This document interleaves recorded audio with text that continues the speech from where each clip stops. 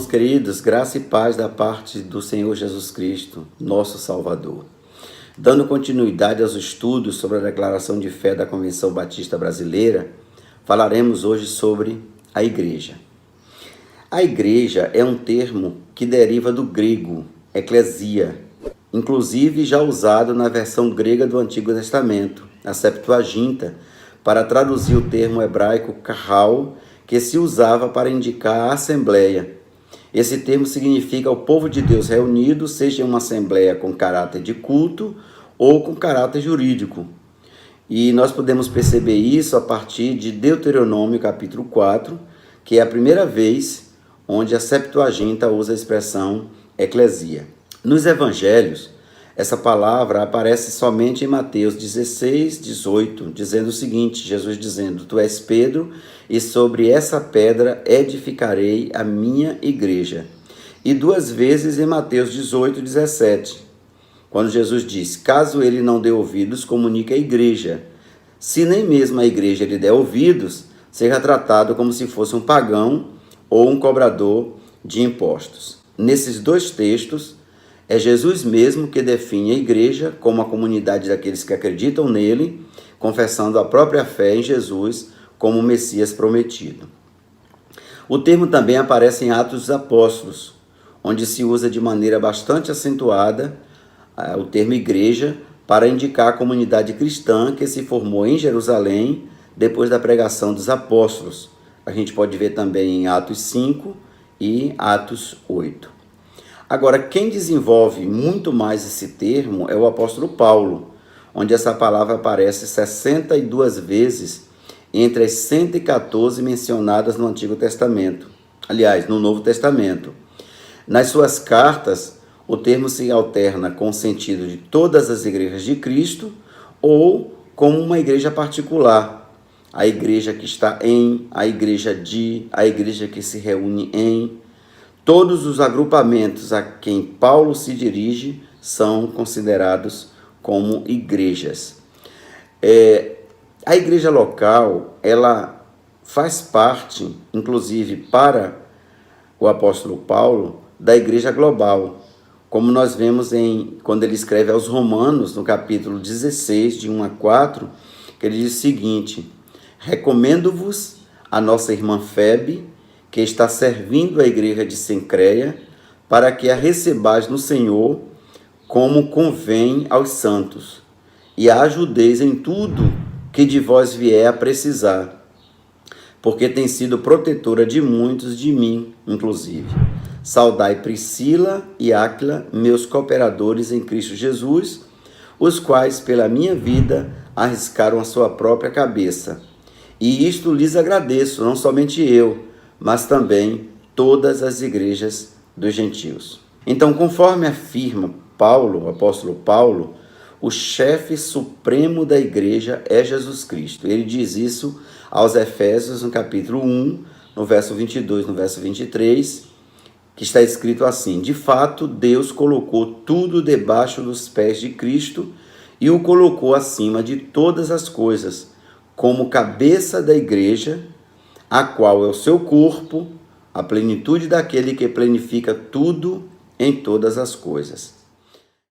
Então, a igreja é uma congregação local de pessoas regeneradas e batizadas após profissão de fé pública. E é nesse sentido que a palavra igreja é empregada no maior número de vezes nos livros do Novo Testamento. A igreja foi estabelecida por Jesus Cristo e é edificada sobre sua vida, morte e ressurreição. A igreja, portanto, irmãos, é o corpo espiritual de Cristo, do qual ele mesmo é a cabeça. A unidade da igreja, ela é de natureza espiritual e se expressa pelo amor fraternal, se expressa pela harmonia e se expressa pela cooperação voluntária na realização dos propósitos comuns do reino de Deus, conforme também Paulo escreve aos Colossenses e aos Efésios. Aos Colossenses, no capítulo 1, verso 17 e 18, o apóstolo Paulo diz o seguinte, ele é antes de todas as coisas e nele tudo subsiste. Ele é a cabeça do corpo, que é a igreja. é o princípio e o primogênito dentre os mortos, para que em tudo tenha supremacia. E aos Efésios, capítulo 1, versos 22 e 23, ele diz o seguinte: Deus colocou todas as coisas debaixo de seus pés e o designou como cabeça de todas as coisas para a igreja, que é o seu corpo, a plenitude daquele que enche todas as coisas em toda e qualquer circunstância. As congregações ou igrejas, designadas também como locais de reuniões de adoração a Deus, elas são constituídas por livre vontade das pessoas que receberam a Jesus Cristo como o único Salvador, com a finalidade de prestarem culto a Deus, observar as ordenanças de Jesus, que é batismo e ceia, ouvirem e meditarem nos ensinos da Bíblia Sagrada para a edificação mútua, claro, e para a proclamação do Evangelho. Agora, concernente à administração, as igrejas neotestamentárias elas são autônomas, têm governo democrático, praticam a disciplina e se regem em todas as questões espirituais e doutrinárias exclusivamente pela palavra de Deus, sob a orientação do Espírito Santo. E nós sabemos também que os principais líderes da igreja, segundo as Escrituras, são pastores e diáconos, conforme está escrito em Atos, e Paulo escrevendo a Tito. Em Atos, capítulo 20, 17 a 20, há o texto que diz o seguinte: De Mileto, Paulo mandou chamar os presbíteros da igreja de Éfeso. Quando chegaram, ele lhes disse: Vocês sabem como vivi todo o tempo em que estive com vocês, desde o primeiro dia em que cheguei à província da Ásia. Servi ao Senhor com toda a humildade e com lágrimas, sendo severamente provado pelas conspirações dos judeus. Vocês sabem que não deixei de pregar-lhes nada que fosse proveitoso, mas ensinei-lhes tudo publicamente e de casa em casa.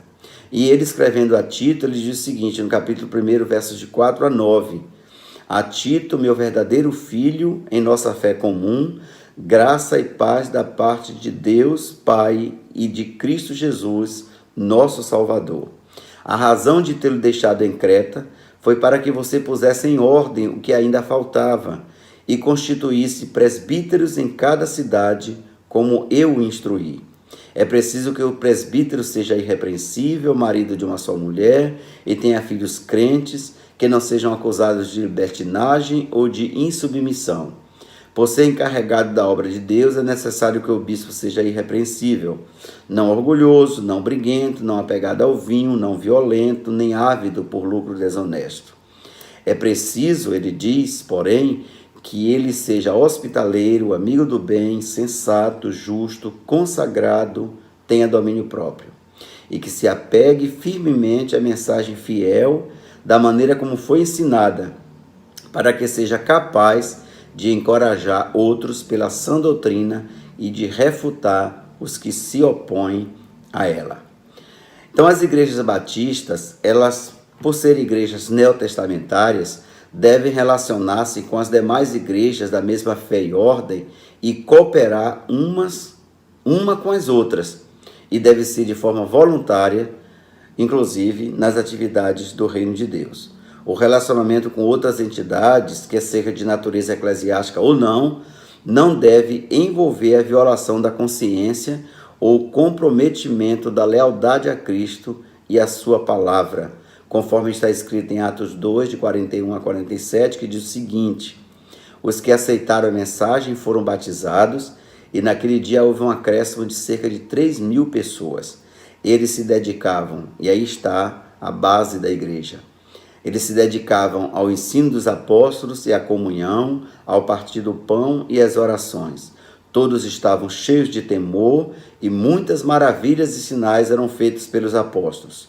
Todos os que criam mantinham-se unidos e tinham tudo em comum. Vendendo suas propriedades e bem, distribuíam a cada um conforme a sua necessidade.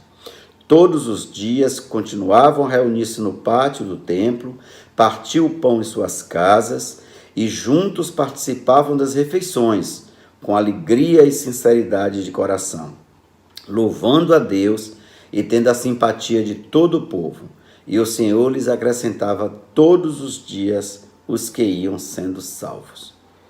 Então eu termino essa reflexão ou esse estudo sobre a igreja, que é exatamente o que está na declaração batista da nossa Convenção Batista Brasileira. Eu termino citando uma das mais belas palavras do apóstolo Paulo sobre a igreja, que está em 1 Timóteo, capítulo 3, de 14 a 16. Quando ele escrevendo a seu filho Timóteo, ele diz: escrevo-lhe estas coisas, embora espere ir vê-lo em breve. Mas se eu demorar, saiba como as pessoas devem comportar-se na igreja de Deus, que é a igreja do Deus vivo, coluna e fundamento da verdade. Não há dúvida de que é grande o mistério da piedade. Deus foi manifestado em corpo, justificado em espírito, visto pelos anjos, pregado entre as nações, crido no mundo, recebido na glória. Isto é a igreja, conforme a declaração doutrinária da Convenção Batista Brasileira. Que Deus nos abençoe.